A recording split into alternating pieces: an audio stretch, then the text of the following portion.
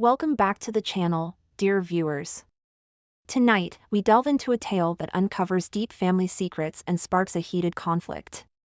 The story is titled "I Discovered My Stepdad Abandoned His Kids and Kept It Secret for Years, Now My Family is in Chaos." Join me as we unravel the events that turned a seemingly perfect family life upside down. So, sit back, relax, and let's dive into this shocking story. I moved an hour away, started a job over the summer, and became close with a few coworkers.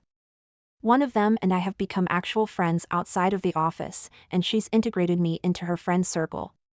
After getting to know her backstory, Mom was abandoned while pregnant and had to raise 3 kids. We got close, and I consider her a good friend now. She's so sweet and nice. Last weekend, I was over at her mom's house getting ready to go out, and was looking at some pictures on her wall, and I saw one of her younger brothers and a man, and did a double take. He looks exactly like my stepfather, but younger. I tried to find another he was in, but that was it. She saw me staring at it and said that's her father, and I laughed and said he looks like my stepdad. She asked me his name, and I said it, and the color of her face left. She started calling her mom to come to the room, and the next 10 minutes consisted of me awkwardly answering their questions. Turns out my stepdad is her father. I met him when I was 6, so my friend would have been 8, and that's the time he left. He never mentioned having any kids, so it was shocking. It was horrible to hear them cry, and we never went out. I told them that he has a successful business, and maybe they could get money for back child support, but they said they didn't want anything from him. I went home this week, and things have just been awkward. My stepdad is so nice, and literally my only father figure, so to know he abandoned his biological kid is crazy. My stepdad just kept asking me why I'm acting weird, and I didn't say anything at first. My mom pulled me aside, and I told her everything. To my surprise, she didn't react. She said how he lives his life is his business, and I shouldn't judge him. This is coming from a former single mother. I remember her crying over my dad leaving us, and I was disgusted by what she said, so I told her loudly not to speak to me, and she's a hypocrite and stormed out of the house. My stepdad followed me to my car, saying that I needed to come back and apologize to my mom right now, and I told him to go and apologize to the kids he abandoned and listed their names. I told him to take care of his actual children. He looked like he would faint and went back inside the house. My mom has been sending me texts that I need to apologize to my stepdad for being an idiot to him and making him cry for days, and that he raised me and took care of me, and that I shouldn't forget that, and that if he didn't do what he did, I would be the one without a dad and to be grateful. I haven't replied back. Am I really the idiot? You need to apologize? Wow, the goal! You've discovered that your stepfather is not who you thought he was. He and your mom told you a massive lie of omission for your entire life. He and your mom walked away from innocent children he was legally and morally responsible for. The fact that he raised you and cared for you has very little bearing on this new information you've discovered. It's okay to be appalled and take time to process the shock, and for God's sake, you don't need to be the one apologizing, and you are not the idiot. Am I the only one who thinks her mom might have been the other woman who he left his family for? The timing seems suspect, plus her lack of reaction says a lot. Oof! It should go without saying that any parent who abandons their parental responsibilities is an idiot, but your mom? Oh boy, let's just say that if you ever find yourself on a lifeboat with limited food and water, make sure to sit outside pushing distance. Stepdad came into OP's life when she was 6. Her friend would have been 8 then, and that's when he left their family, so it adds up. I mean, it could have been a random chance that they met quickly after, but his willingness to jump into stepdadhood after abandoning his children so wholly also makes me feel like your theory's correct. If OP wants to know the truth, she may want to start with her friend's mom. I cannot imagine her mom or stepdad ever admitting that OP's mom knew, was in on it, or was the other woman. Wow.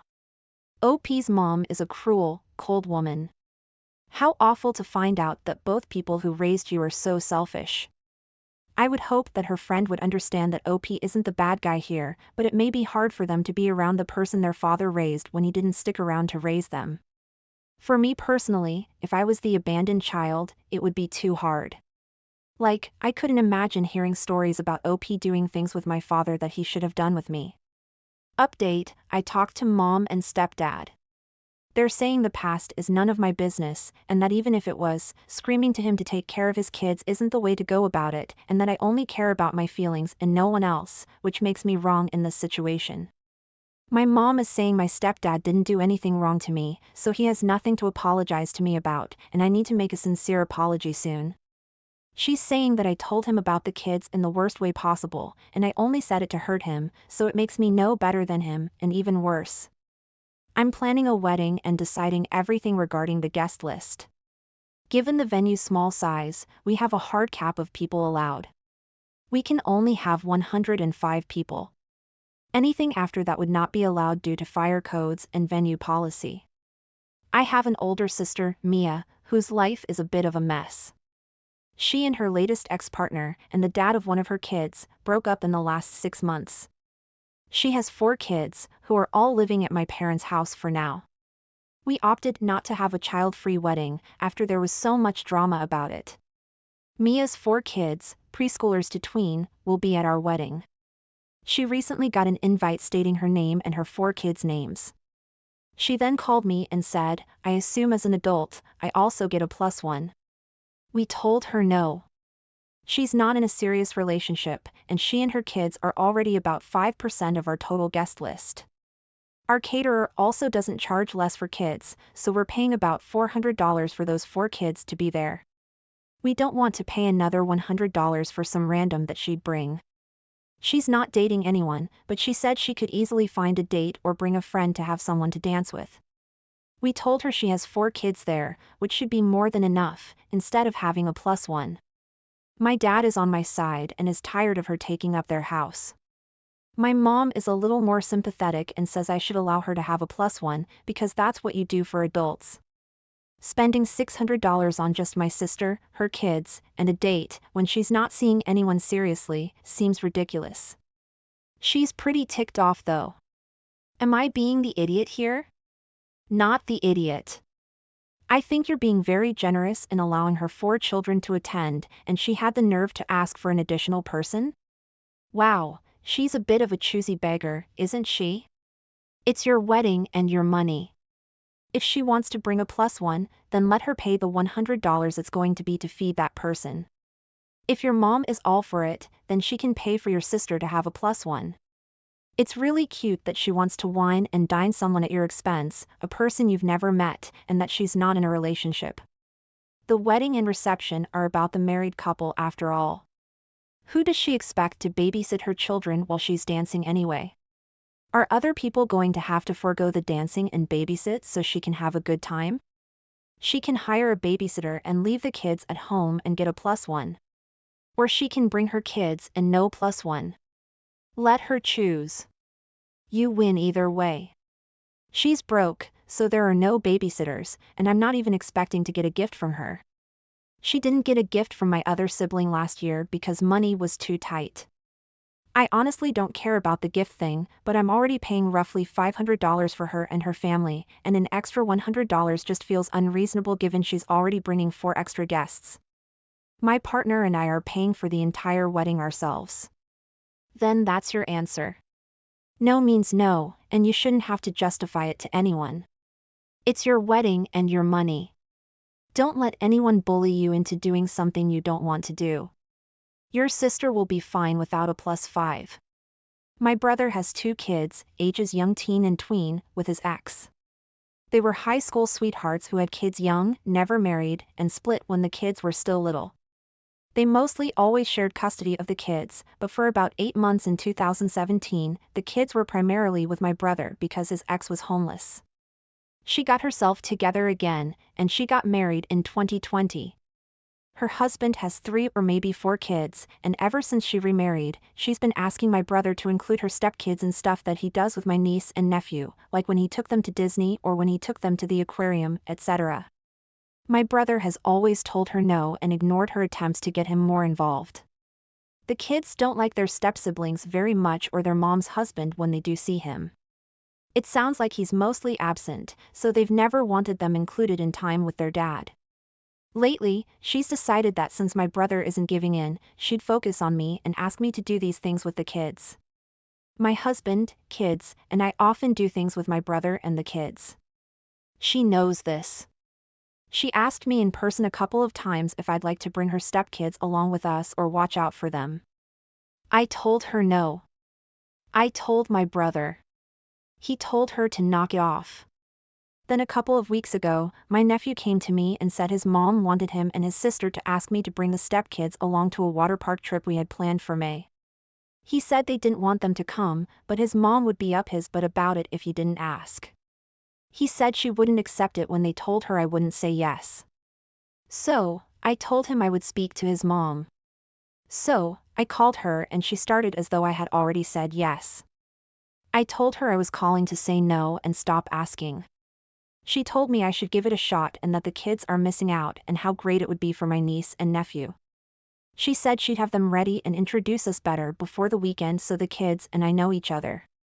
She said it would give the kids time to do stuff with their siblings. I told her that she needs to quit trying to pawn her stepkids off of my brother and me because she's been told no each time and it's getting closer to harassment and it's unfair to drag the kids in the middle. She told me she was looking out for her stepkids and I'm a nasty witch. My brother is so tired of her, but he can't do anything other than ignore her request. He's tried, but she doesn't want to listen. Am I the idiot? Not the idiot. So, she expects others to do her parenting, give her a break from her parenting, and pay for strangers' kids. Just because she said so?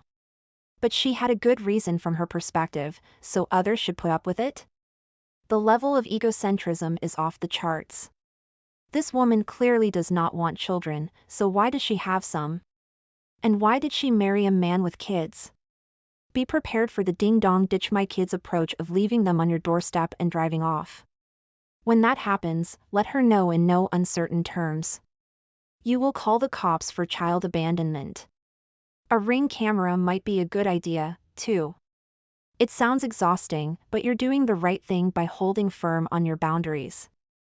I can understand that it's hard for the mom to see her family not get along, but she chose to marry someone with children that her existing children don't seem to like.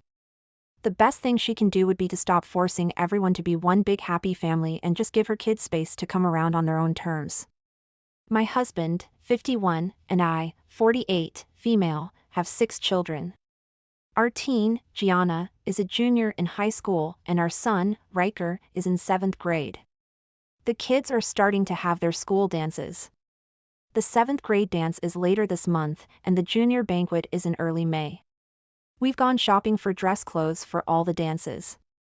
We bought Gianna's dress a few weeks ago. Gianna has usually been a good kid throughout her life.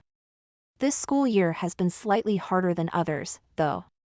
Around 2 months ago, we got a call from Gianna's choir teacher saying that Gianna and a few other altos were making insulting jokes about some of the new pieces she introduced, including an Urdu song and a song from the Honduras.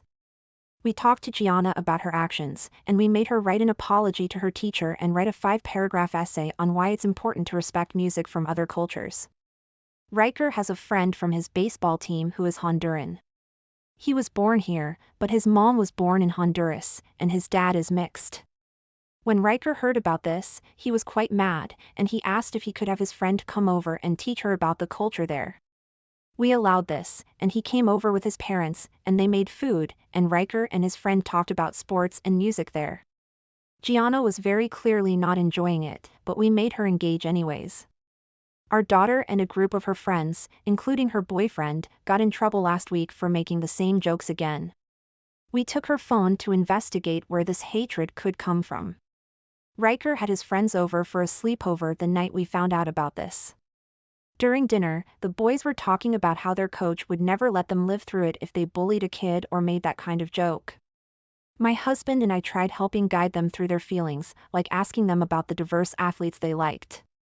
Gianna was hanging out with friends at the mall that night, some of whom were doing dress shopping for the upcoming dance.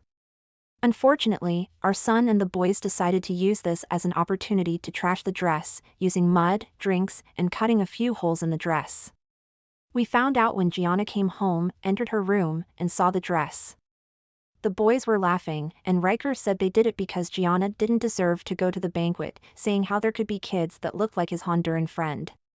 We told Riker we were trying our best to educate her in a very white town. We're all so white. We told him that this was the wrong way to take out his anger, and that as a result, he couldn't go to a 7th grade dance.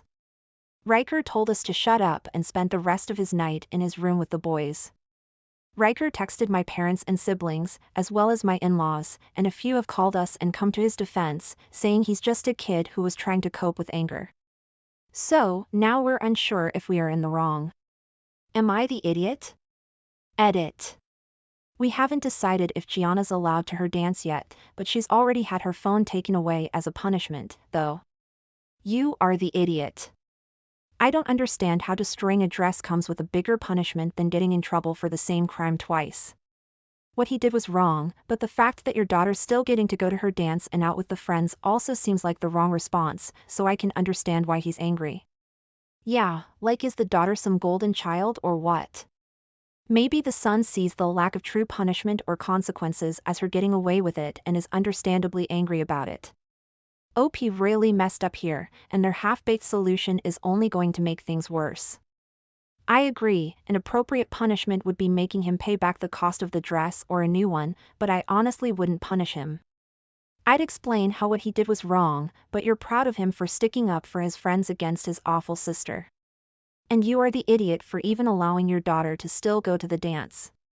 Obviously, whatever you're doing with your daughter isn't changing her mind. Maybe take a look at yourself and how you contributed to raising a brat. My parents are having people from their home country come for a visit. They told me that for the 4 weeks that the guests were here, I was to vacate my room and sleep in the basement on an inflatable mattress. I, female 26, have only been living with them because they insist. I have a job and have been working and saving money since I was 16.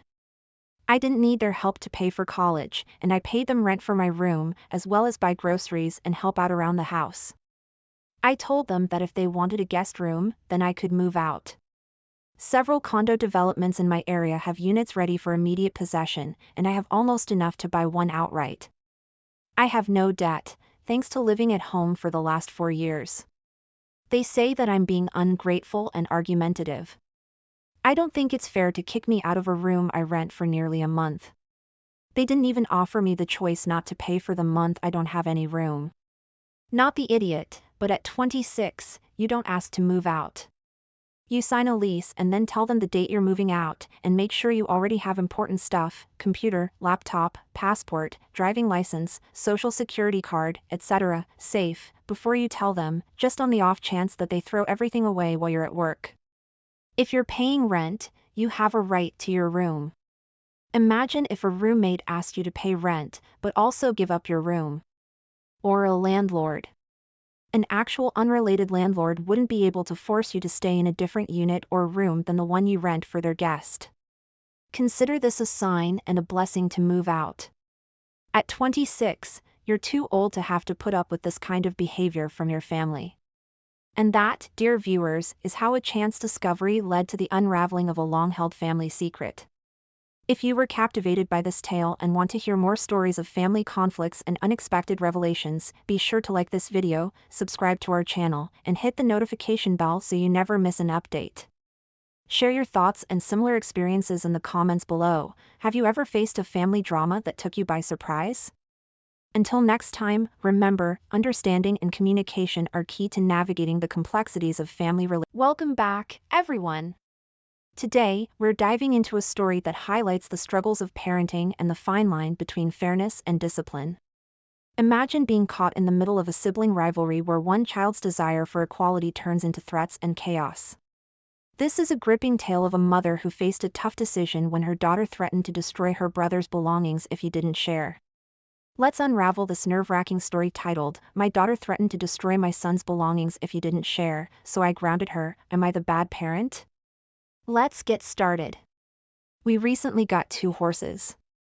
My younger daughter, a young teen, wanted them as she's been learning to ride. My older daughter, nearly adult, was against them. She's much more apprentice-y and didn't want to deal with the mess and chores that come with horses. But we told her it wouldn't be something she'd have to deal with, and that her younger sister promised to take care of all of it. Well, recently, the older daughter's been disrespectful at home and staying out too late, and her grades have been slipping. We warned her to shape up, but last week when we heard that she'd been needlessly insulting her younger sister while I was out running errands, I told her that she'd be cleaning out the stable each day for the next week, as punishment, and that her sister would get a break. She got upset and offended and said we promised she'd never have to go in there or scoop horse poop. I said I promised it wouldn't be one of your chores, of course. But obviously, punishment is supposed to be something outside of your normal chores and something you won't like, and I thought it was perfectly fair here. She's been doing it for 3 days now, but seems very resentful of our broken promise, acting very disgusted, and keeps begging to get out of the rest of it. But I said I thought it was fair, and she was overreacting. Am I the idiot? You are the idiot. You bought 2 horses for your younger daughter and promised the older daughter she wouldn't have to be involved in their care. You broke your promises. There were plenty of adequate and appropriate punishments available you could have given your daughter for staying out late and letting her grade slip. Are you deliberately trying to stir up resentment between the 2 sisters? Because this is how you get resentment between 2 sisters. Exactly. Horses are a pretty big gift. Does your oldest child get the same treatment as your youngest child? It could be resentment building up and causing her to act out, and being forced to take care of her sister's huge gift will only worsen the resentment. I was wondering the same. Horses are a huge gift. After the purchase price, there's still upkeep, vet bills, farriers, tech, and food, and not just 1 horse, but 2. My child used to ride, and even leasing a horse cost a small fortune, but buying 2? OP, have you given the older daughter a comparable gift? This whole story reeks of favoritism. I bet money the older one hasn't gotten anything but increased chores, so the precious perfect golden child doesn't have a thing to do. And I need more information about who said she's been needlessly insulting to her younger sister. Was it the younger sister tattling? And what is needlessly insulting? Is there such a thing as needfully insulting? And isn't that part of sibling squabbles, being needlessly insulting? And I'm sorry should suffice for that indiscretion, in my honest opinion. Your oldest daughter isn't the golden child, obviously, so you want her to be Cinderella. I, 28 male, have this friend, Charlotte, 29 female. Charlotte and I go way back. We were at a bar one night, and we just happened to get into a small argument about something personal. So, we spent a few minutes just bitterly drinking and not talking to each other when this weird guy walked up between us and started saying awful things to her. Charlotte kept glancing at me, and by the expression on her face, I could tell that she was completely frozen and wanted me to help her out. However, I was still bitter about our little disagreement, so I turned away from her, pulled out my phone, and surfed the web. That guy talked to Charlotte for about 5 minutes and said the weirdest stuff. I couldn't help but glance back at Charlotte, and it looked like she was almost about to burst into tears. I decided that enough was enough, and I told the guy to take a hike. We got into a verbal fight, but the guy eventually left. Once we were sure that the guy had left for good, and he wasn't just standing around waiting outside, I walked Charlotte back home. She just said passive-aggressive stuff like, "I hope you enjoyed yourself, and it's a good thing you took your sweet time." When we returned to her apartment, she was still angry at me. Am I the idiot? Oh God, you are the idiot. You held so much power in the situation, and you decided to use it to let your friend remain terrified. You intentionally used this to hurt her, not just petty normal fighting, but to allow someone else to abuse her actively. This could have put her in danger, and she knew that. She knew that you were okay with her being verbally abused while you actively decided not to help. Yeah, you are the idiot. I cannot say enough times, you are the idiot. When a woman gives you the pleading, "Get me out of here" stare, you do it, period, no matter how upset you are with her at the moment. The instant a creep harasses her, and she signals you, you help. Heck, even if you don't know her, and she's being clearly harassed, step in. This is how bad things happen, because no one steps in. The actual heck, dude, did you really need the whole internet to tell you you're the idiot here? You're her friend, and you just watched that happen, and listened? I dealt your friends much longer. I hope your mild argument with Charlotte was worth losing a friendship over. You broke so many friend codes by doing that. Who needs enemies with a friend like you? My daughter, kindergartner, has some severe food intolerances. Eating the wrong thing frequently ends in a hospital visit. She has snack time at school, where the kids bring in their own snacks. I found a really fun snack for her online that she can actually eat, and I've been sending that in with her for months. On Tuesday, when I opened her bag, I found that the snack was there untouched, so I asked her why. She told me it was too tough for her to open. I asked her about the previous weeks, and she told me that her teacher used to help her, but doesn't anymore. I encouraged her to ask her teacher the next day. The next day, the snack was still unopened, and when I asked her about it, she told me that the teacher told her she needed to learn to open her snacks at snack time all by herself. So, I sent the teacher an email explaining that the snack is quite tough to open, even for adults sometimes, and that it would be super helpful if she could help my daughter open her snack when she's unable to do so. Otherwise, she has an 8-hour school day with only her lunchtime to eat. I was nice about it, but you better believe it did make me a bit angry that she'd rather let a kid go without a snack while all the other kids ate one than help a young child open a snack. I picked her up on Thursday, and she still had an unopened snack. At this point, I called the teacher to ask what was going on, and she said that their goal for the last few months of kindergarten was to promote independence, and that she couldn't do that if they had to hold the kid's hand at every turn. She said it might help if I sent my kid in with a normal snack instead of such a bizarre, difficult to open one. She's very aware of my daughter's food intolerances. At this point, I politely thanked her and called the principal, asking him to move my daughter to a different classroom. I said that it was very inappropriate to emphasize that my daughter's snacks weren't normal enough, given that she could not live a normal life. I wish I could give her some Cheetos or a pack of cookies like the other kids get, but I can't, and I just wanted my daughter to have something a little bit more fun when all the other kids were eating those things. She moved rooms, but her previous teacher sent me a message about how I've really made things difficult over a snack. Apparently, they've started an investigation and are monitoring how she interacts with the kids. Two of the moms that she knows better than me commented in the moms group chat that the way the teacher was treated in regards to this is completely unfair, and that a child's food issue shouldn't be their teacher's issue to deal with. So, am I the idiot? Should I just send in a different snack? Edit. I asked a couple of times why I can't open the snack before school.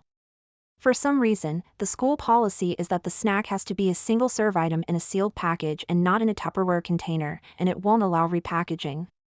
Also, kindergartners are not allowed to carry scissors, no exceptions.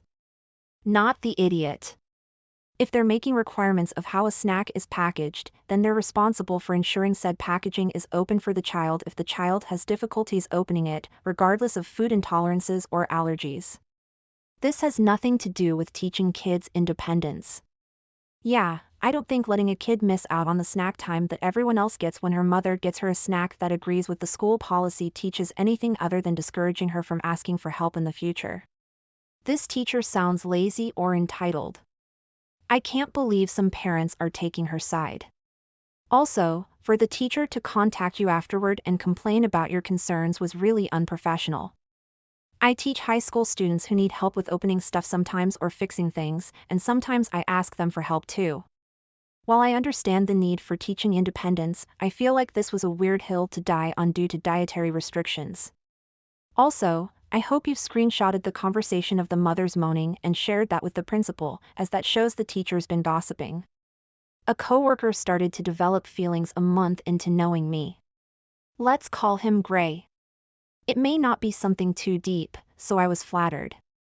I told him I wasn't interested since I had just gotten out of a long-term relationship. A month after this rejection, Gray asked me to be his girlfriend. Again, I rejected it. He said it was cool, but he'd appreciate it if I didn't cut him off. I didn't, as he was a nice friend to have. I had to reiterate to him more than once after this that there was no chance I was reciprocating the feelings at all. One day, one of my closer coworkers let me know that Gray would ask her what my plans for the day were, and if I had any, he'd ask her where I'd be going and who I'd be with. He'd also ask her if I was hanging around any other male coworkers. One time when we were out to lunch with our team, our boss gave us the rest of the day off. That meant we'd be free to go home or hang out after lunch. I told everyone I'd be off home, as I was too tired. He offered to bring me home, and I declined. He snapped and started almost begging me to bring me home, but I just kept declining. He said then, "Fine, let me book you a taxi," and proceeded to type my address correctly when I knew for a fact that I never gave him my address. I was majorly uncomfortable at this point. He's done weirder things over the past year, stalking my family on social media, memorizing usernames of my closer friends on IG. He even found an old account I wasn't using anymore, shipping products he bought online directly to my address, even getting in a taxi and following me home. When I confronted him about it, he said he was just ensuring I was safe. Last week, while preparing to go home, it started to rain, so he insisted on bringing me home on his motorcycle. He followed me around the office saying, "Please let me bring you home." We were around other coworkers, but I snapped at him and told him to screw off and leave me alone in a relatively high voice. A coworker who was aware of the stories I told above overheard and told me I didn't have to react that way. I talked to a non-coworker friend about it, and he told me that this might be Gray's way of winning me over. Now I'm worried that I'm just viewing him as annoying and stalkerish because I didn't reciprocate the feelings and went off on him when he was being kind. Am I the idiot? Not the idiot. I'd say report him to HR. Stay away from him. He thinks he's Superman. See what he has on. That's not a cape. That's a frigging red flag. Also, screw that idiot coworker who told you not to react that way. They obviously don't understand or care about your situation if they know the stories and expect you to always be calm. Majorly angry at that scene extra. Anyways, report him. Tell your family about him so that they can be aware and beware of him and his presence. Get a dog if you don't have one. Keep some self-defense stuff. This could escalate as time goes by. Do not give him a chance. This.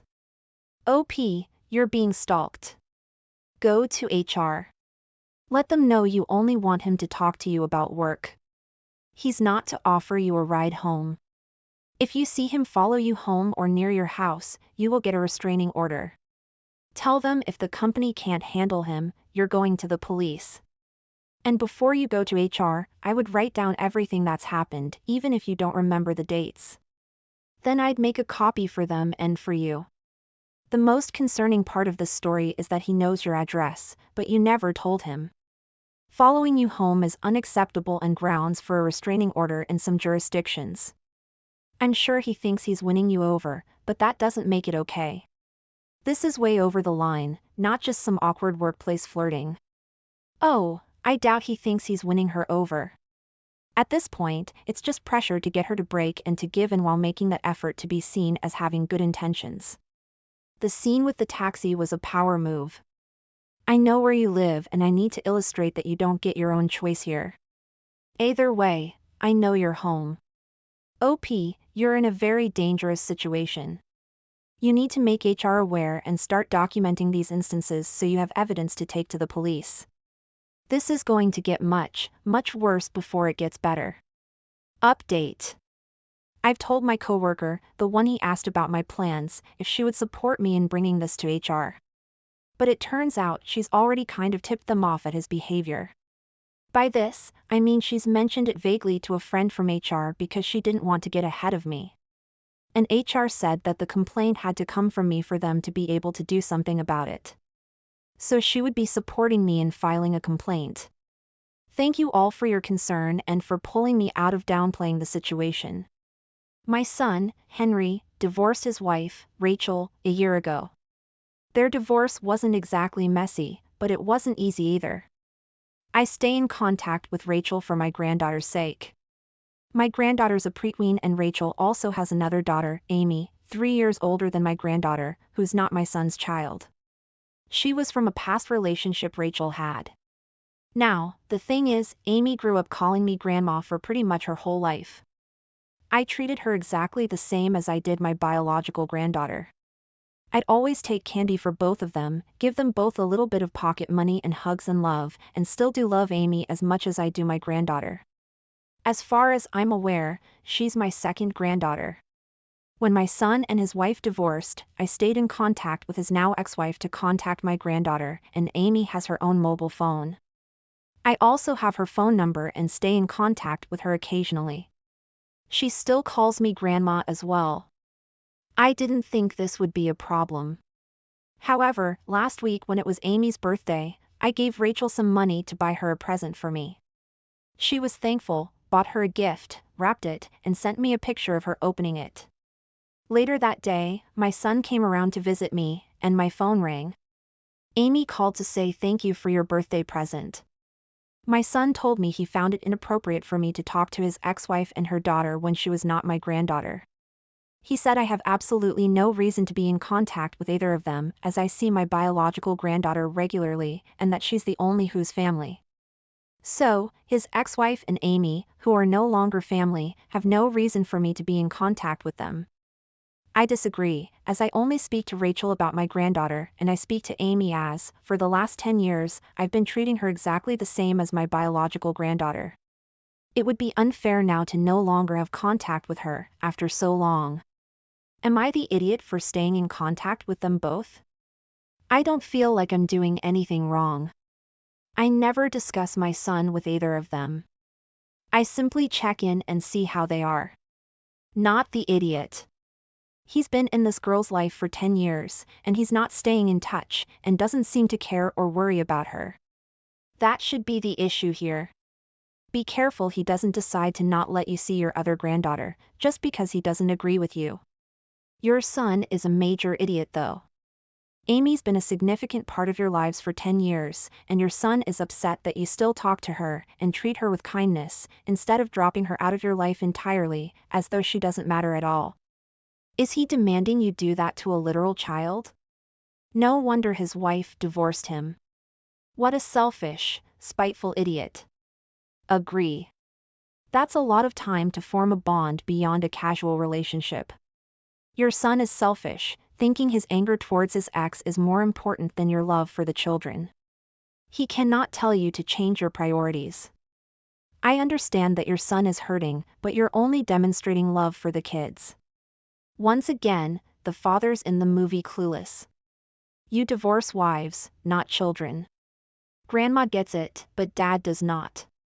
Grandma, carry on. Family's not necessarily defined by blood. If you and Amy believe you're grandma and granddaughter, then you are. Don't let anyone say otherwise. Thank you for joining us on this emotional journey. If this story resonated with you or sparked any thoughts, please give it a thumbs up and share it with your friends. Don't forget to subscribe to our channel for more thought-provoking stories and hit the notification bell so you never miss an update. And if you have a story of your own that you'd like to share, drop it in the comments or send it to us. We'd love to feature it in a future video. Thanks for watching, and we'll see you. Welcome back to the channel, dear listeners. Tonight, we dive into a tale that touches on family dynamics, cultural clashes, and the explosive drama that ensued when wedding plans went awry. The story is titled My Fiancé Demanded My Sister Stop Using Skin Brightening Cream for Our Wedding, and the family drama exploded. This is a story that will keep you on the edge of your seat as we unravel the events that turned a joyful occasion into a battleground of emotions and beliefs. So, sit back, relax, and let's begin. My fiancé doesn't like skin brightening cream. She never uses it, but she also doesn't usually say anything about other people using it either. So I was surprised when she told me she didn't want my sister to use it for our wedding and asked me to convey the message. My sister always uses skin brightening cream for any big event, especially if she's photographed, so I know she's planning on doing so for our wedding. My fiancé said she hates skin brightening cream and doesn't want the use of it immortalized in our wedding photos. She said my sister should understand because this is a small family event and the photos will only be seen by our close family and us. She said it's not unusual for brides to have requests about the wedding party's look. She would know better than me, so I agreed. Asking my sister didn't go over well. My sister was furious and said I had no say over her skincare routine. She said she'd use whatever products she wanted, and if my fiancé had a problem with that, she could uninvite her. My fiancé said fine, but then my sister won't be a part of the wedding party or in the photos. My mom and sister are furious about this decision and don't want to work with me at all, telling me to get my wife under control because she's being ridiculous. I would think my sister would want to make us happy on our special day and be willing to compromise, but did I ask for too much? Clarification: the cream changes your skin so that you look fair, more like a white person than a brown one. It isn't makeup. It fades over time, so you need to keep applying it and it can make you sick. My fiancé hates it because she's seen it give friends and relatives skin conditions and other illnesses, and because women who use it say women who don't are ugly. My fiancé thinks we should be proud of our brown skin because our race has accomplished so many things. That's why she didn't want its obvious use in our photos. My fiancé wants my sister to not use it for a month. You are the idiot. Your fiancé sounds incredibly unreasonable and controlling here. Is this the only thing she's been like this over? Assuming your sister isn't painting her face like a straight-up clown. It's none of your fiancé's business what she puts on her skin. The amount of insecurity it takes to avoid being outshone in photos is incredible. You need to spend some time reflecting on whether you want to deal with this long-term. Right? Like, I assume skin brightening works similarly to a spray tan.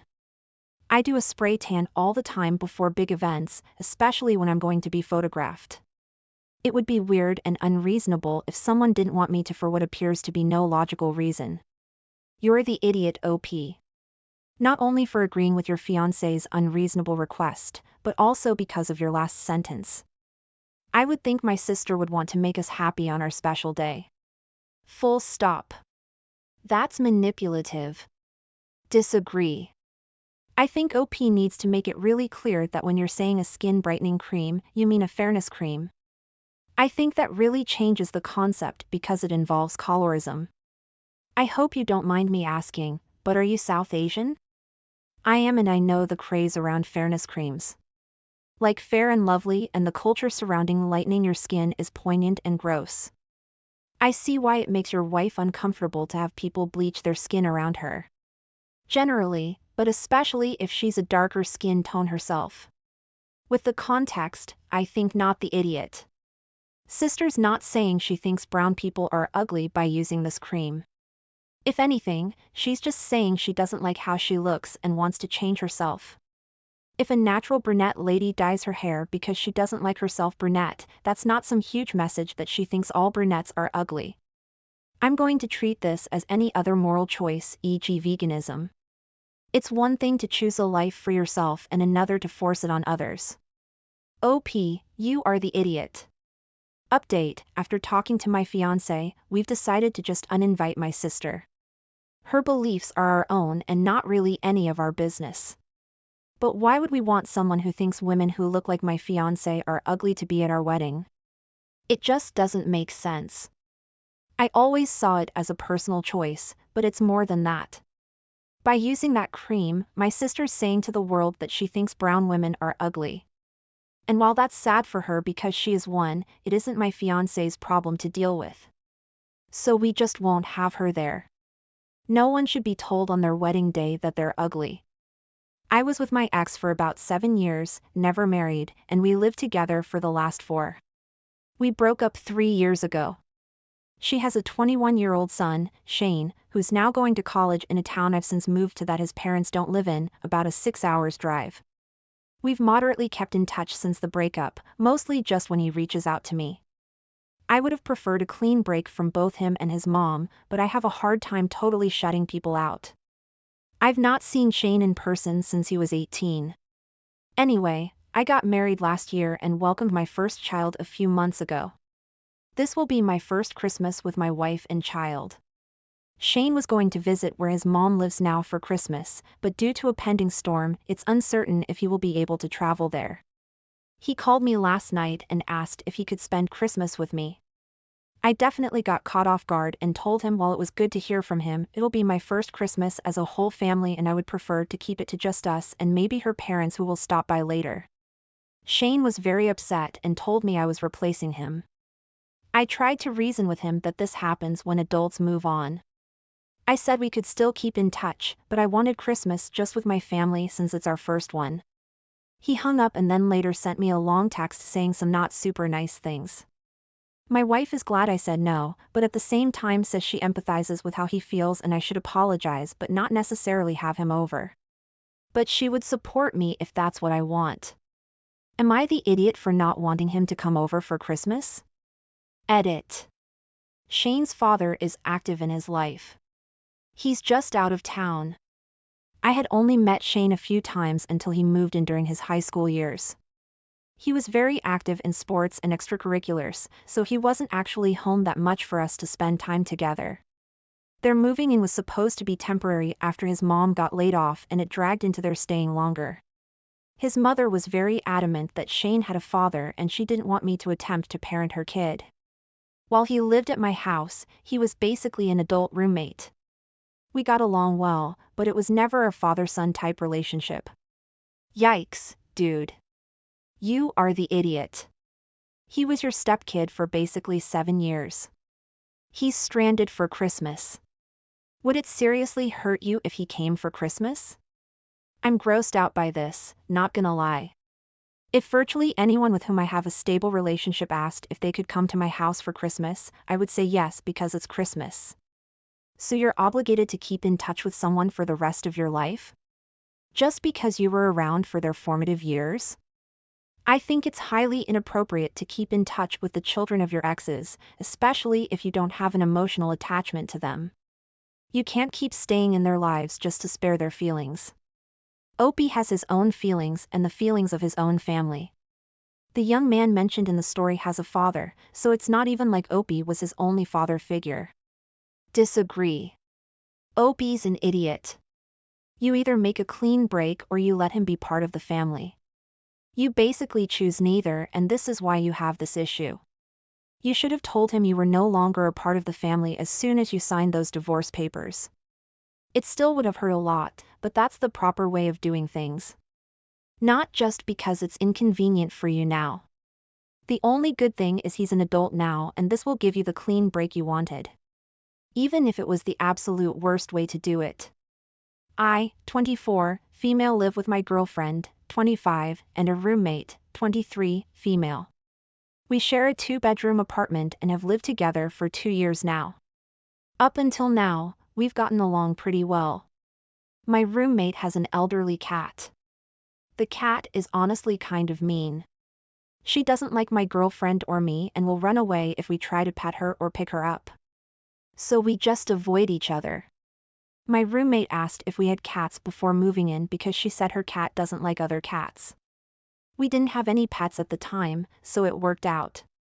However, we did tell her that we might want one someday, to which she said we have to revisit the issue if it came up.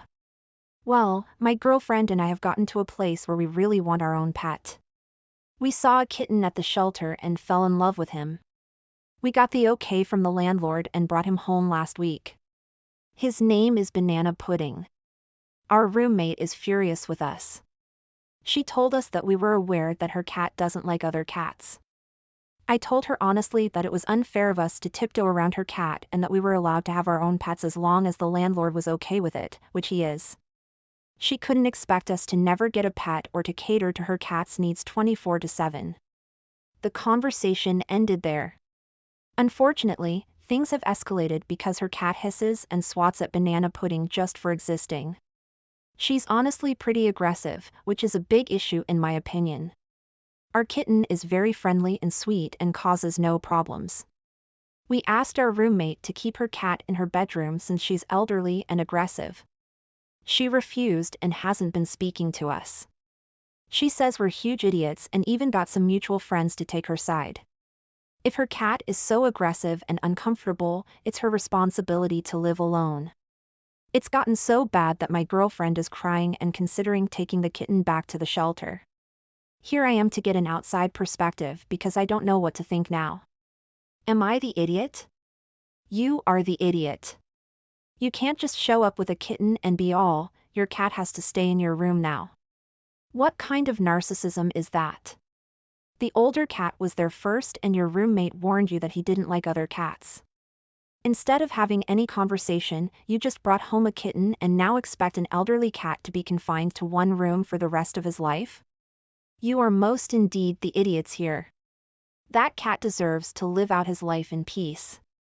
And if you want to keep your kitten, you better go find somewhere else to live.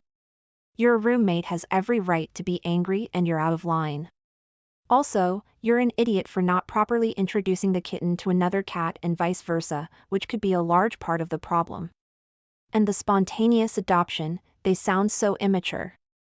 The older cat is not mean just because it doesn't like to be picked up or petted by you. It's a pet with its own preferences. Which is completely normal. You're not a good pet owner. His name is Banana Pudding. It sounds like you wanted a cuddly toy because it's cute. Both cats are living beings with emotions and territory. This place is their home, which you've turned into a place of stress and danger for both of them. Oh, and when Banana Pudding loses an eye, you have no one to blame but yourself since you put that poor kitten in that situation. Same with the elderly cat. It deserves to roam too. Update.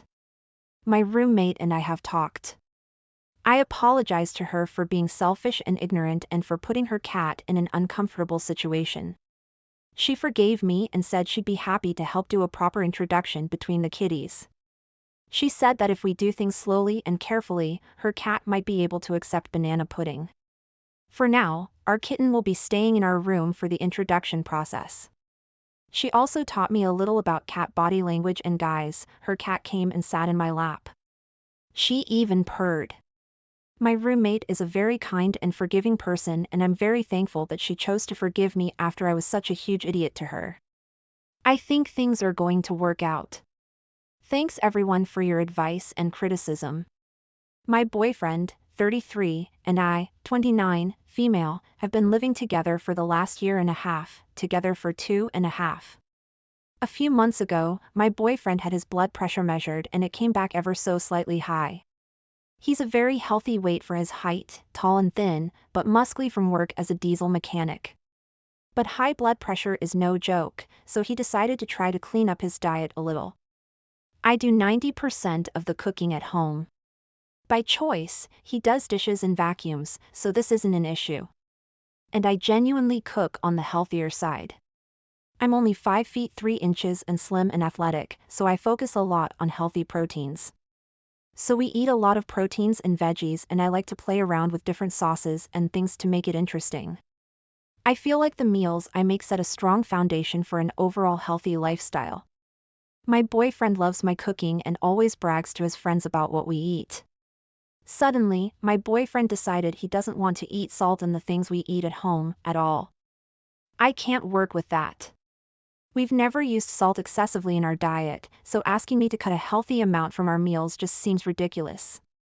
I do too much cardio and strength training and don't want to have a sodium deficiency because my boyfriend suddenly decided we can't have salt in breakfast or dinner, meals we eat together. I brought that up to him and he suggested salting my food separately, which, fine, but we all know it doesn't taste the same. Cooking our food in separate pots or for me to supplement in other ways, like Gatorade. This is where the issue comes in.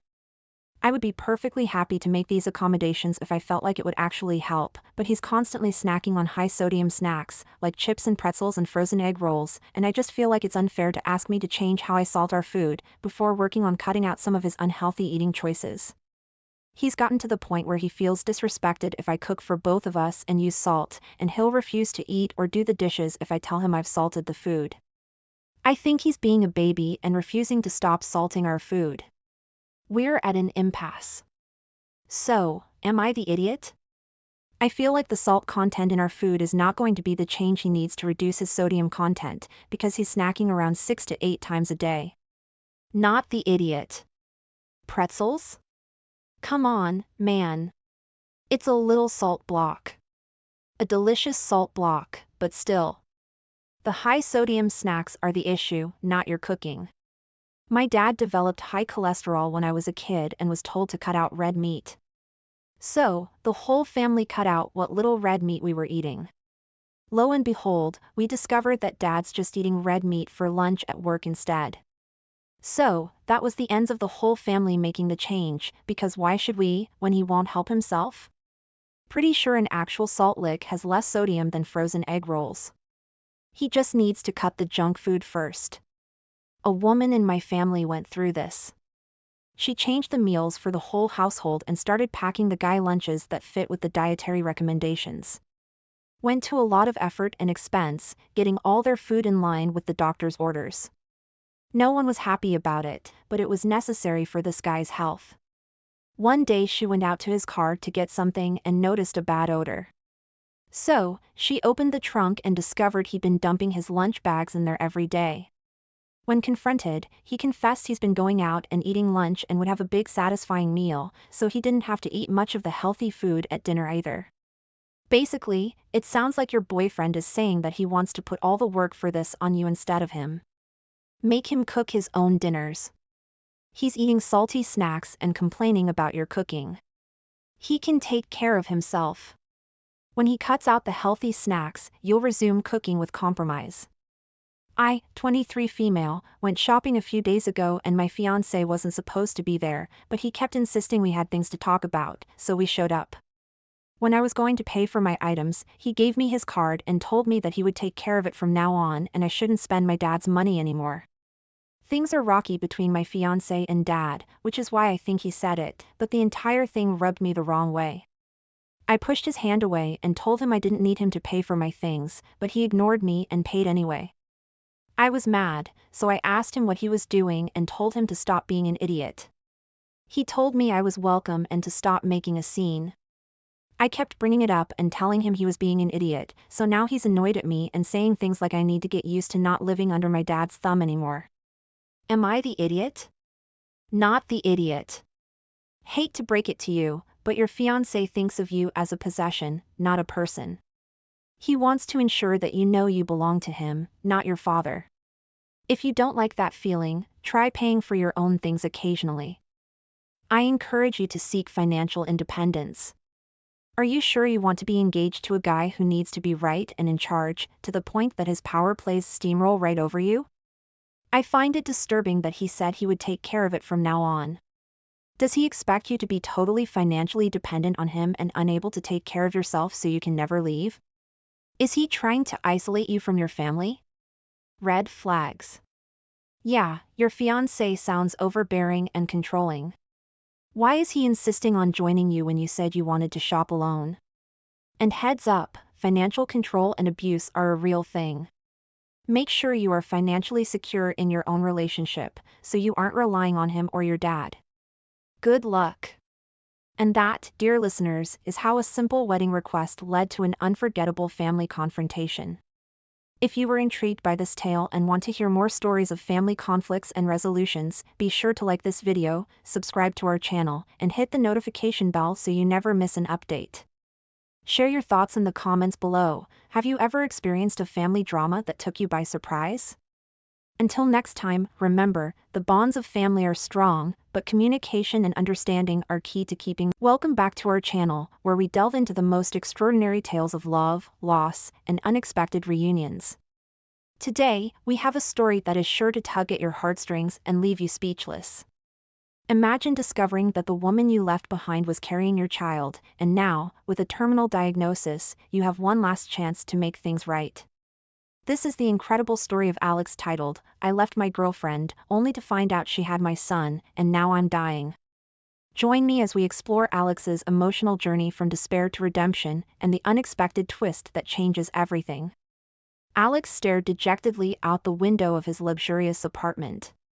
He achieved everything he dreamt of and even more, but he had no friends because there can be no friends in business. He was alone. His parents died almost 10 years ago. He was not married. At 40, he had no person to hug. The phone on the table rang. Yes. Mr. Wright, you have a deal at 3 o'clock. Can you come? Yes, I'll come. Of course, he will be on this deal. A week ago, after a painful treatment, when he recovered a little, the doctor called him and said, "Alex, unfortunately the treatment didn't work. You need to try another direction." How? And why did I suffer these 2 months then? Unfortunately, it happens.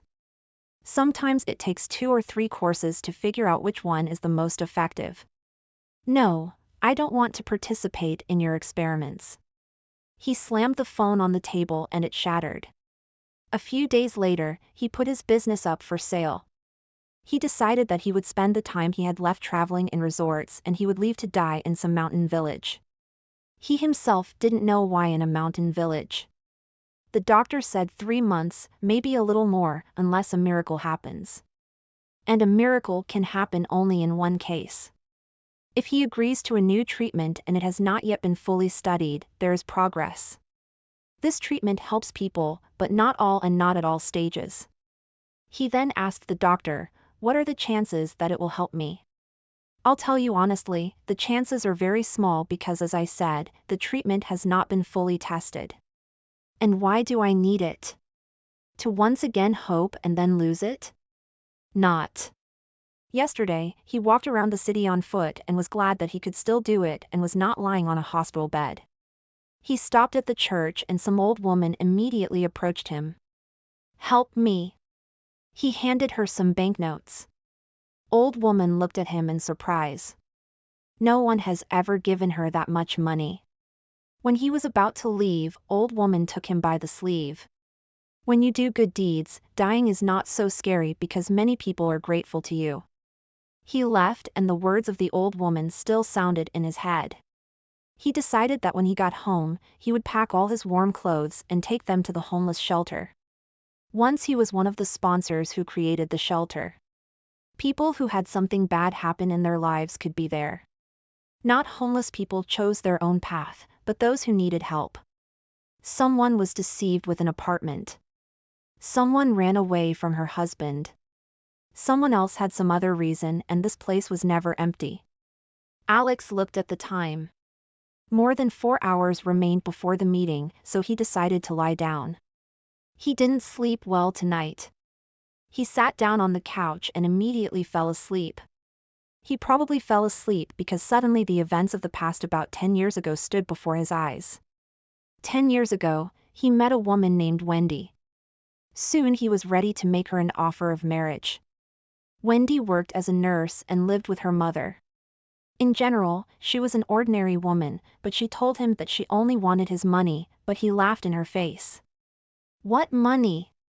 Wendy is a holy woman, but it turned out that he was very wrong about this. On the day when he was going to propose to her, she asked him for a large sum of money. He then replied that he would think about it and left her. He left, never to return. She called him the next day only once. He didn't answer the phone and she didn't try to contact him again. Perhaps he remembered for so long only Wendy of all the women he had, and he had a lot of them. He loved her. Alex woke up an hour later. He felt good. If he didn't know that he was sick, he would have not believed anyone, and the only change in the body was that he often required rest. During the day, a man could sleep 3 or 4 times. In the evening, after Alex returned from the meeting, he began to pack his things. Mrs. Hardy peeked into the room. "Alex, I'm here." "Mrs. Hardy, I told you not to come here again. I don't want you to starve to death." Alex smiled. The kind woman had been his housekeeper for more than 5 years. She immediately began to treat him with maternal care. She fought with him for a long time so that he would have breakfast in the morning. They even fought. Alex told her that he decides what to do, not her. But of course, Mrs. Hardy won, and he immediately began to eat porridge, scrambled eggs, and everything that was given to him in the morning. She was right. Alex felt better, and he was not tired, as if he had recharged since the morning. "And what are you doing?" "I decided to take some things to the shelter." "This is good, but I don't understand. Will you take all your things there, and what will you wear in winter?" "In winter, I won't need anything anymore." Mrs. Hardy pretended that she didn't hear his words, because she replied, "That's right, you buy yourself new clothes." She went into the room and began to help Alex pack his things. It took them an hour to do this. Then they had dinner for another hour, and Alex felt that he was dead tired. He decided to take things in the morning, and now he's gone to bed. In the morning, he was greeted at the shelter almost with hugs.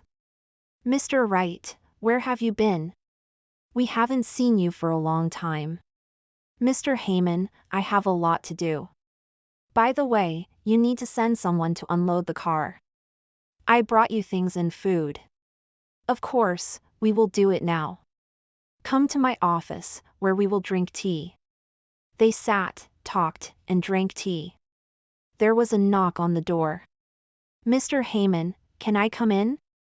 "Come on, Paul, we have guests." A young man entered the office. He worked in the shelter as a lawyer. He was paid a salary from sponsorship money, and he helped those who were in a difficult situation. He greeted Alex and turned to the director. "I came about the new girl. Seems like a real crime there." Alex raised an eyebrow in surprise, and the director hurried to explain. "Recently, a woman came to us. Good and positive, but her husband repeatedly beat her, and now she ran away from him, and he doesn't give her the child, and besides, he burned their documents." "What are the police doing?" "Nothing. He works for the police." "But this is wrong. This woman has nothing. Everything in the family is registered to the husband." He immediately sued for the deprivation of her parental rights, and he found false witnesses who testified that she was a bad mother. "Now, we are looking for anything that can help us, and she has no relatives. She has no one who could help her." Alex suddenly thought that he had a very large and beautiful apartment. "Is this woman really good, and does she really need help?" "Yes, she once worked as a nurse, but then her husband ordered her to quit. It so happened that at first, he fenced her off from everything, and then he began to mock her." "Can I talk to her?" "I have an idea." "Of course. Paul, please invite Wendy to join us." Wendy was a nurse. What a coincidence. But there was no coincidence, because it was the same Wendy with whom he was in love. Alex sank into a chair. She has lost a lot of weight, and her eyes are completely red. Apparently, she cries a lot. "Hello, Mr. Heyman. Do you have any news? One person wants to talk to you." She turned around and froze. "Alex?" Alex turned to the surprised director. "Can you leave us? It turns out we know each other." Mr. Heyman was surprised by this fact, but he was also delighted. He felt genuinely sorry for this woman. She told him about her life, in which there was little good. Her mom died. Wendy couldn't find money for her treatment. At that time, Wendy was pregnant, but she refused to talk about the father of her child. She wanted to finish everything, but the same policeman saved her. He saved her from depression. True, he demanded in return that Wendy marry him. Her husband was 22 years older than her. Alex was silent for a long time, then said, "I have only one question for you. Why did you ask for money then?"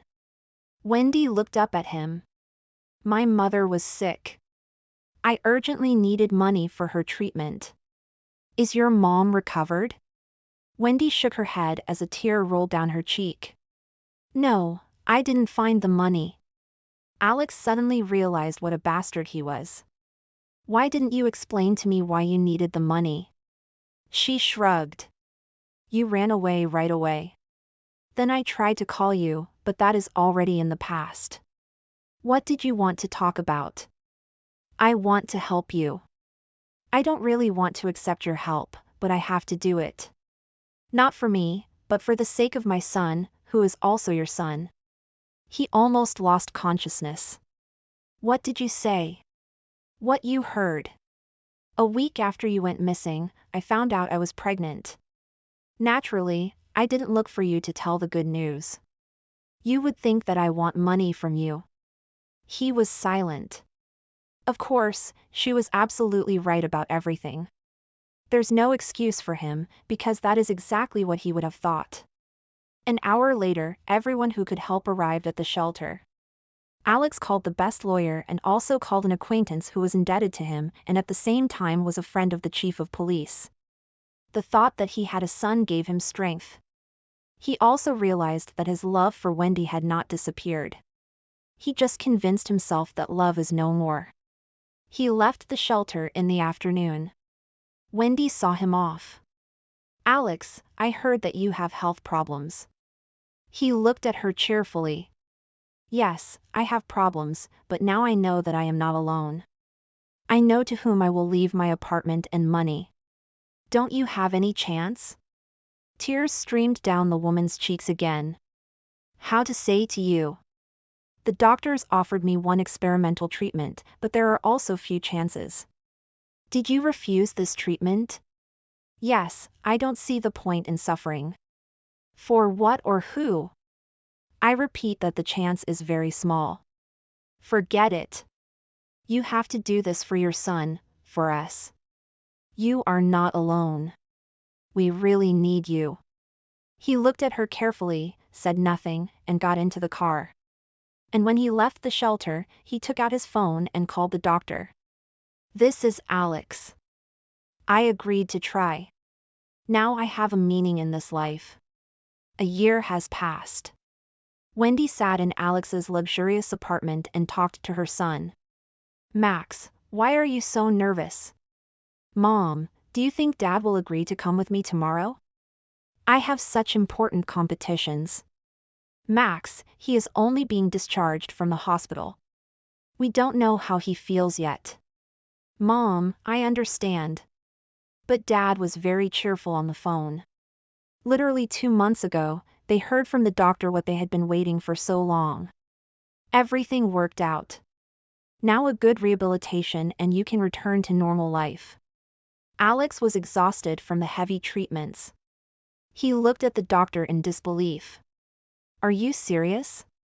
"There is nowhere more serious. Of course, you still have a long rehabilitation ahead of you. But I can already say now that we won." He didn't understand why his eyes were suddenly so hot.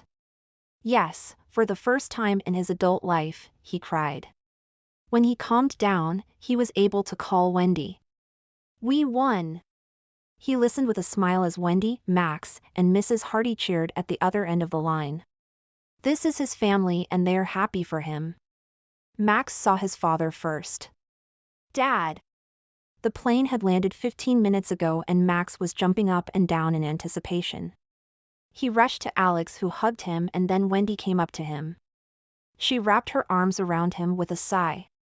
"Hi, Alex." Alex hugged the two of them and even closed his eyes at how good he felt. He is so happy now that words can't express it. He looked at Max's dad. "I have a competition tomorrow. Will you come?" "Max." Wendy looked sternly at her son and he lowered his head guiltily and Alex smiled. "Don't yell at the child." "Son, of course I'll come and I will even scream and cheer for you. And now let's go home. I got very hungry. I'm so fed up with this hospital food. I want homemade food." Wendy laughed. "Mrs. Hardy has been cooking in the kitchen since morning. She's going to fatten you up after the hospital and she won't even let us into the kitchen." And they went to the exit, hugging tightly. Thank you for watching this emotional roller coaster of a story. If you were moved by Alex's journey and the incredible twists of fate, please like, share, and subscribe to our channel for more heart-wrenching tales. What would you do if you found yourself in Alex's situation? Share your thoughts in the comments below. Stay tuned for more stories that touch the heart and inspire us all. Until next time, take care and cherish every moment with your... Welcome back, everyone! Today, we're diving into a story that highlights the struggles of balancing generosity and dealing with the unreasonable demands of others. Imagine wanting to give your child a special gift, only to face unexpected obstacles from your ex's family. This is a gripping tale of a mother who wanted to surprise her son with a car for his birthday, but things took a shocking turn when her ex's family got involved. Let's unravel this nerve-wracking story titled, "I wanted to buy my son a car for his birthday, but my ex's family made outrageous demands." Let's get started. I had my son way too young with my then boyfriend. We split up when he moved away for college and became an absent father when he returned for the summers. He became more active when he moved back after graduating, and we started doing 50-50 custody. I was 24 then and went to community college and got into sonography school, and I'm now an obstetric sonographer. During that time, it came out that my ex had never graduated and was in enormous debt from gambling during his time away.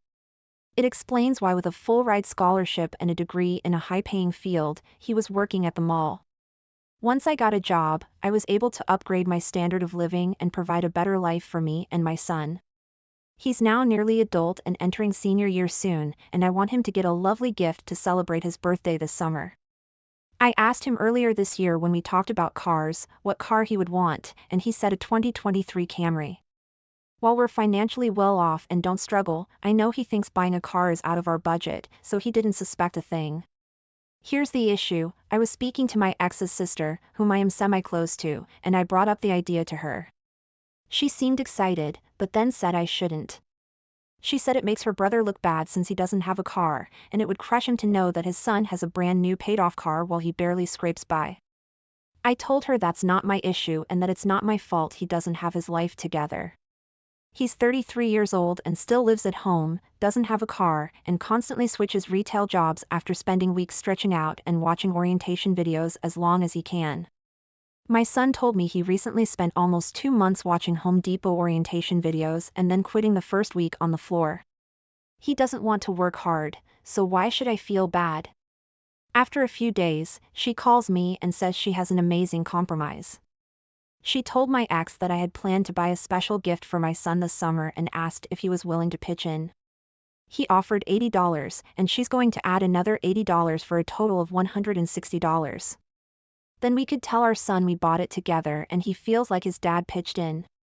This is for a $34,000 car. I told her no thanks, I have it covered, and she got upset and said that this could bring my son closer to his father, since they don't have much of a relationship, and not to be a selfish idiot. Ever since I said no, she called me twice, calling me an idiot and saying I should either let him chip in or not buy it at all. Am I the idiot? Ha ha ha, is she kidding? Not the idiot. So, she doesn't want her brother to feel bad that his son has a car and he doesn't? OMG, they need to grow up. He does not work to improve his life, it sounds like, and that's not for you or your son to feel bad about. And now they want to chip in a couple of $100s on a $34,000 car and try to make it sound like they bought it too? Please, your son is smart enough, he would see through that anyway. Also, if he isn't close to his son, that sounds like that's on him, as well. Good for you for working hard to give him a good life, you don't owe them anything. Yeah, $160, how generous of them. Has this man even paid child support all these years? Oh, he was just busy gambling. Dad can suck it up and reap what he's sown. His sister's crossing a major line, thinking that $160 is enough. If it was a difference of even $1,000 or $2,000, I'd maybe entertain it. But what they're proposing is insulting to the work you've put in. LMFAO, $80, we got a big spender for an ex. The gift that you worked hard for, not ex, not his sister, it's your moment with your son. If dad and sister-in-law want a moment, well, they can work for it, as you did. I say again, your son is a smart kid, he sees your ex lacking, he's not gonna believe for a minute that your ex significantly contributed to the car. Here's the other thing, say son believes ex paid for half, the ex could turn around and guilt the son into lending him the car, because he sacrificed so much to help pay for it. Go with the truth, it's the best option in the long run.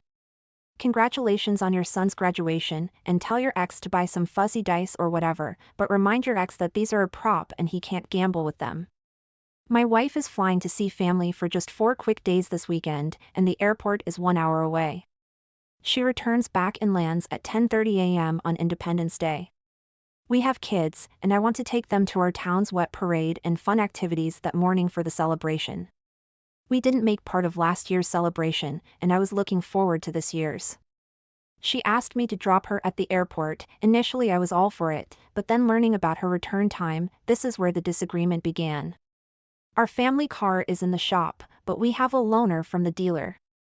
I asked her to think about driving herself, so we could celebrate the festivities, and she instantly got mad. That'll cost us hundreds more dollars, parking is $8 a day. The loaner isn't ours, what if it sells while I'm away? Then they wait. Why can't you support me through this and not be selfish? Who's selfish here? The festivities go on all day. I'm only asking for 2 hours, 9 to 3 p.m. is the duration of the festivities. These were some of the statements immediately made. She even said, my dad wouldn't hesitate to support his wife. I think her dad would shrug and say, just drive yourself. Am I the idiot because I want to take the kids to our town's 4th of July celebrations and would prefer my wife drive herself to and from the airport? Not the idiot.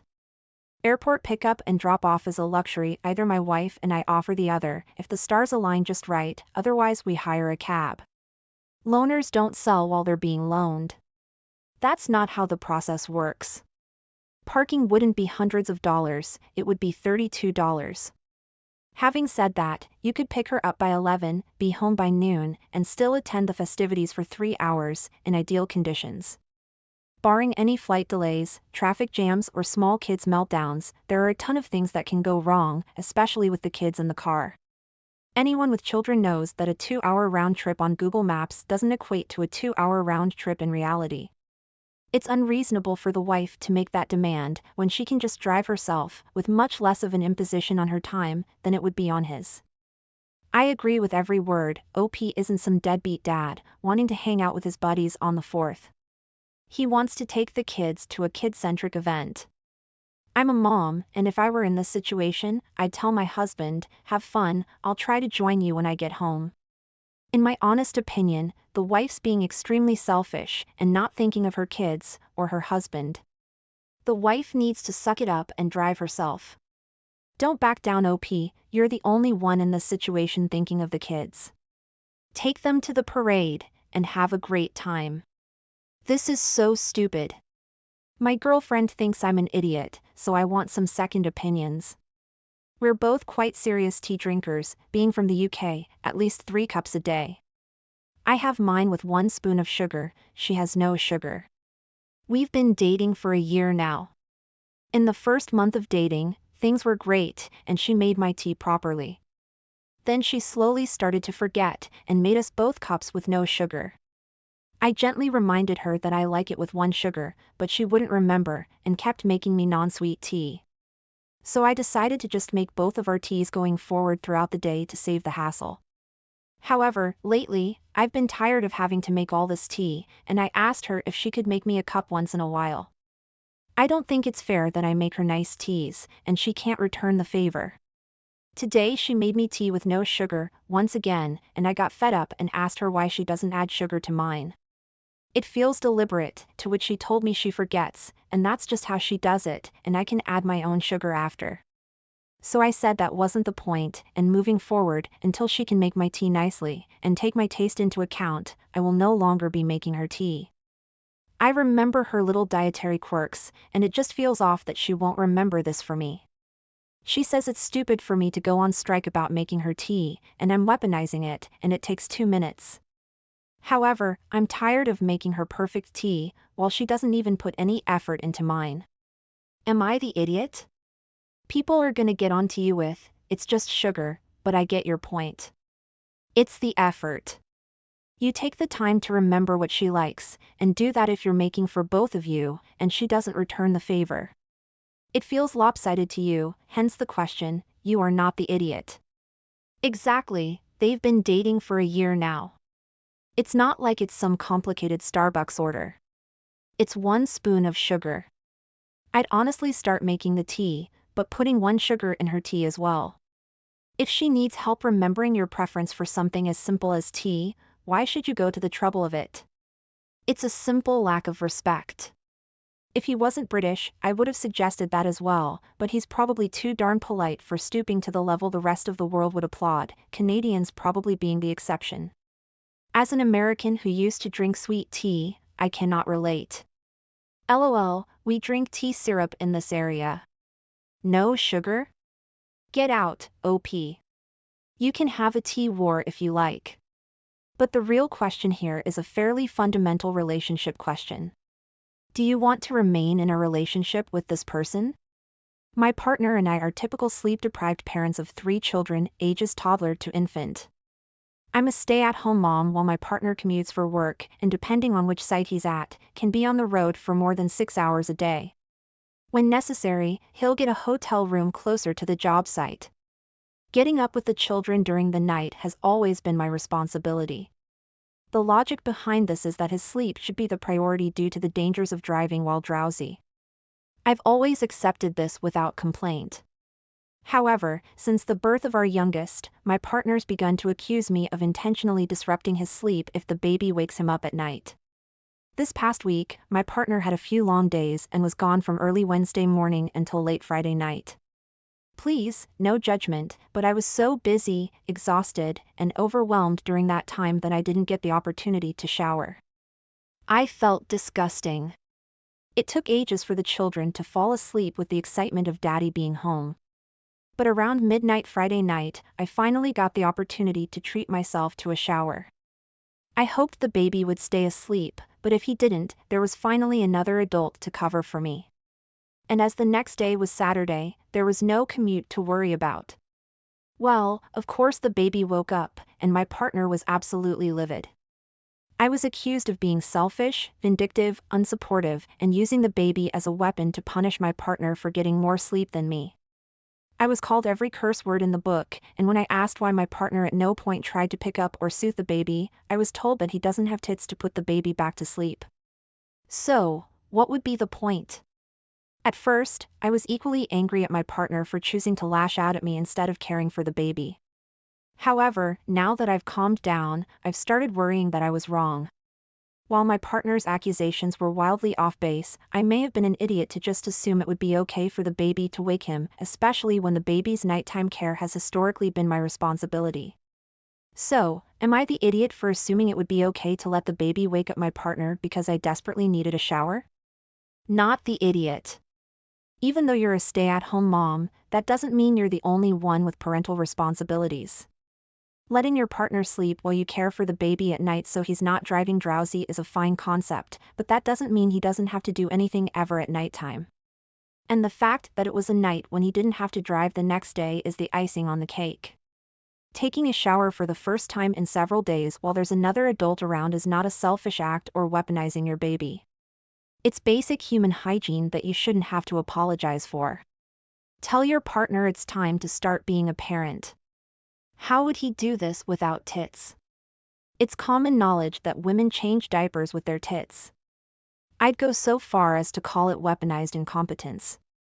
Sure, he doesn't have breasts, but sticking the baby on the boob isn't the only way to get them back to sleep. And even if it was, does he still not have a responsibility to at least comfort his child until the mom returns to feed the baby? Come on now, stop acting like you're helpless in this situation. I bet he got perfect long sleep time, Wednesday and Thursday nights away, while you were doing 100% of childcare and couldn't even get a shower for yourself. You've given him way too much of a break on care duties if he doesn't even know how to pick up his baby to soothe it. Girl, stop allowing this person to procreate using your uterus. Please stop. That level of aggression would be an absolute deal breaker for me. This happened over a year ago, but this situation has still affected my family and my mom won't stop getting on my husband's and mine, case even now. My father had diabetes and his health was deteriorating fast. He was in the hospital and then got out. After he got out, he was weak and was trying to rest at home. I come from a big family with a lot of siblings. One of my sisters travels all through Europe and is frequently moving. I'm in the US and I haven't been back to Europe in over a decade, but I talk a lot on the phone with them. We'll call my sister Anna. Anna suddenly moved into my parents' house with her husband and 8 children for an unknown period of time and for reasons no one knows. Well, she had nowhere else to go, apparently. My mom is the closest with her and has always been sympathetic towards her, so she's fine with her being there. My dad was exhausted, coming home from the hospital just a day or 2 ago. My husband was talking to him on the phone and heard all these kids screaming and making noises. He asked if everything's okay. My father just said he's tired, overwhelmed, can't take it anymore and just wants to rest. My dad talks to my brother who lives there and talks about the environment in the house. My brother said it was a disaster and pretty noisy since the kids were running everywhere. My mom, however, said that it's not a big deal and not that noisy. Well, we all just had a feeling my dad was going to die any day now, and these were his last months alive. My husband and I felt bad for my dad and thought he deserved peace in his last moments. My husband asked to speak to my mother and she said, no, not now. So my husband asked to speak to Anna's husband. He said, if you don't leave this house by 7 p.m., then I'll pay for a rental home where he can rest his final days. It's not okay for this man to work all his life and he can't even die peacefully in his own home. I'll be calling back to make sure you've left. They tried to talk back and downplay everything. But my husband really put his foot down and ultimately they left. After about 2 days, my father had to go back to the hospital and died. My mother's still upset with me and my husband that he kicked Anna and her family out. She still comments to my husband and acts like we were really out of line and rude. I want to add that Anna was and still is building a new home near my parents' house. So they have some money. Am I the idiot for letting my husband kick my sister's family out of my parents' house? Edit. I just want to add, since there's a little confusion, that this was our last resort since it's pretty big. But my mom didn't want to speak to us at all and always sides with Anna. She was babysitting the kids and ignored my father. So he was pretty much by himself after coming out of the ICU. But my dad was so weak and was mentally done. When my husband inquired about Anna's husband, he said, don't worry, it'll all work itself out. You are the idiot. It was not your husband's place to dictate what happens in other people's homes. You crossed the line. And how do you know that the stress of your sister and the children moving out didn't hurt your father in his dying moments? Why would he want the end of his life filled with family strife? Your inappropriate actions may have caused him more hurt. You fools. Not only that, you hurt the living people who were the ones that were there with him in his dying hours. You caused more stress for your mom, siblings, and nieces and nephews than necessary. Wow, how selfish of you.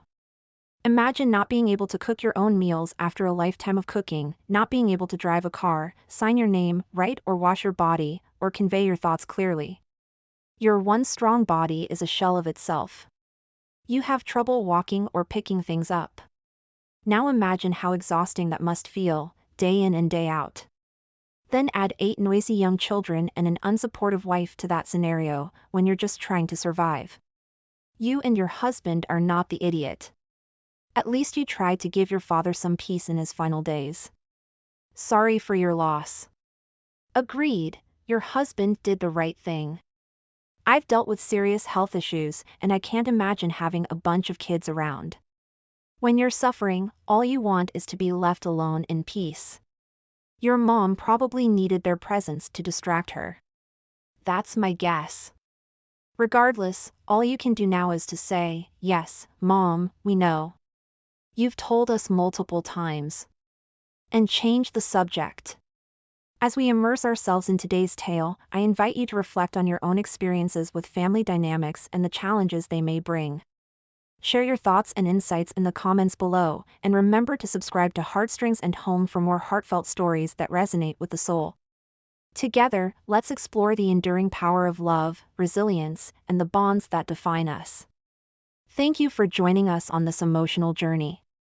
If this story resonated with you or sparked any thoughts, please give it a thumbs up and share it with your friends. Don't forget to subscribe to our channel for more thought-provoking stories and hit the notification bell so you never miss an update. And if you have a story of your own that you'd like to share, drop it in the comments or send it to us. We'd love to feature it in a future video. Thanks for watching, and we'll see you